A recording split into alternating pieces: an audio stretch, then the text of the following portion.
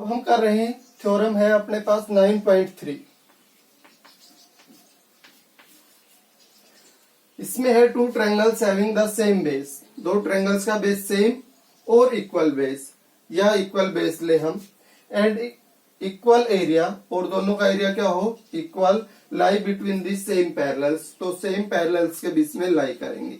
तो हमने पहले से कई बार बता लिया है पीछे की वीडियोस में भी कि सेम पैरेलल्स के बीच में लाई करने का मतलब दोनों की हाइट सेम होना। तो इसका मतलब अगर दोनों ट्रायंगल्स को हम सेम पैरेलल्स के बीच में लाई करने का जो रीजन हम देंगे वो क्या देंगे कि दोनों की हाइट क्या है, सेम। अगर अपने पास दोनों ट्रायंगल्स की हाइट सेम होती है तो वो टू पैरेलल्स के बीच में लाई करेंगे। अगर बेस सेम और इक्वल है, एबीसी ट्रायंगल होगी गिवन के अकॉर्डिंग, एक तो सेम बेस लें तो एक ट्रायंगल कौन सी यूज कर लेते हैं, पीबीसी। तो गिवन के अकॉर्डिंग हुआ both the triangles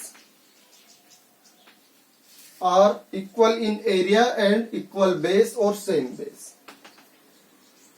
area of triangle A B C is equal to area of triangle PBC. Base तो सेम दिख ही रहा है फिगर के अकॉर्डिंग, दोनों सेम बेस पे है और दो इक्वल, दोनों का एरिया क्या है, इक्वल। तो हमें क्या प्रूव करना है, टू प्रूव कि ये सेम पैरेलल्स के बीच में होंगे, टू पैरेलल्स के बीच में लाई करेंगे। तो टू पैरेलल्स में एक तो बेस वाली लाइन होती है और एक वर्टेक्स वाली। It's means we need to prove that BC parallel AP. इन दोनों लाइंस को हमने पैरेलल प्रूव करना है और हमने कहा कि सेम पैरेलल्स के बीच में लाई करने का मतलब होता है इक्वल हाइट होना। इसका मतलब दोनों ट्रायंगल्स की हाइट अगर हम इक्वल प्रूव करते हैं तो पैरेलल लाइंस की डेफिनेशन के अकॉर्डिंग भी जिन लाइंस में डिस्टेंस ऑलवेज कांस्टेंट रहती है उनको पैरेलल बोलते हैं। तो अगर यहां से एपी लाइन और बीसी दोनों के बीच में जो हाइट बन रही है वही हाइट आगे भी रहे, अगर इसको प्रोड्यूस करवाना पड़ जाए तो इसकी हाइट लेने के लिए ऐसे हो जाएगा। तो आगे भी एपी और बीसी के बीच में हाइट सेम रहे तो दोनों को क्या बोला जा सकता है, parallels. It's means both the triangles lie between same parallels. Proof, area of triangle, तो इसकी हाइट को h1 नाम दे लेते हैं। तो let height of triangle ABC is equal to h1 and height of triangle PBC is equal to h2।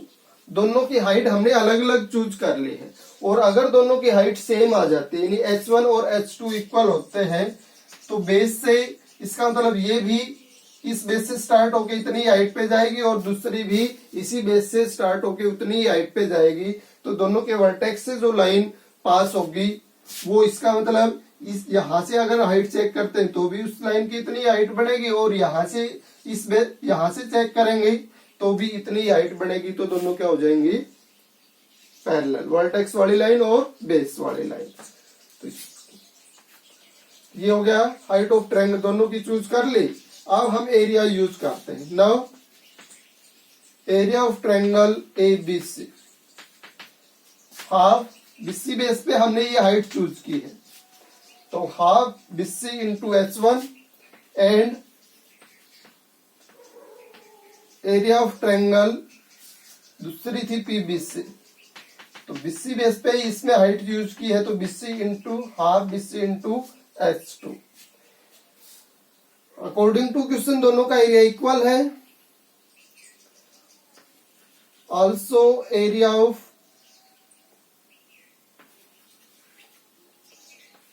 Of triangle ABC is equal to area of triangle PBC।